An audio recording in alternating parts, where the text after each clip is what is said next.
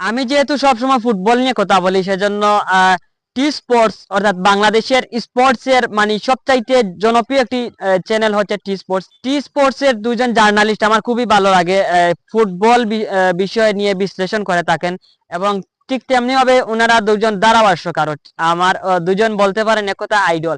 ওনাদের ফলো করি অনেক সময় টি স্পোর্টস এর এই যে রিফাত মাসুদ এবং নাবিল খান ভাই এ দুজনের দ্বারা বিবরণী এবং সাংবাদিকতা এবং যে বিশ্লেষণ ফুটবল যে বিশ্লেষণ করেন আমার খুবই ভালো লাগে।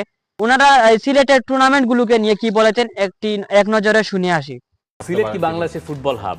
মানে আমি এক সেন্সে চিন্তা করি, ধরেন আমি সিলেটের যত মানুষকে ফুটবল ফলো করতে দেখি আমার মনে হয় সেটা বাকি যে কোনো বিভাগের চেয়ে বেশি। এবং একটা জিনিস আপনি খেয়াল করবেন, প্রত্যেকবারই ন্যাশনাল টিমে এই সিলেটের বেশ কয়েকজন ফুটবলার থাকে। এটা তো থাকেই, হ্যাঁ, কারণ সিলেটের এক একটা লিগ হয় আর সিলেটের কিছু লোকাল খেলা হয়, মানে ইউরোপিয়ান ভাইব দেয় আপনার ওই সিলেটের মাঠে স্টেডিয়ামে এক হয়ে ওরা হচ্ছে আপনার নিজেরা গেম খেলে। মানে সিলেটের ফুটবল কালচারটা আমার কাছে খুব ইন্টারেস্টিং মনে হয়।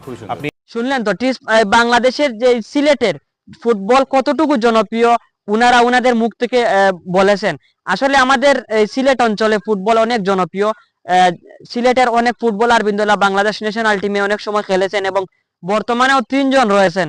যদি বলি স্পেশালি হামজা দেওয়ান চৌধুরী রয়েছেন, তাজউদ্দিন রয়েছেন, সাদউদ্দিন, এই তিনজন রয়েছেন আমাদের সিলেটের এই ফুটবল বাংলাদেশ ফুটবলকে প্রতিনিধিত্ব করছেন, বাংলাদেশকে প্রতিনিধিত্ব করছেন এই তিনজন।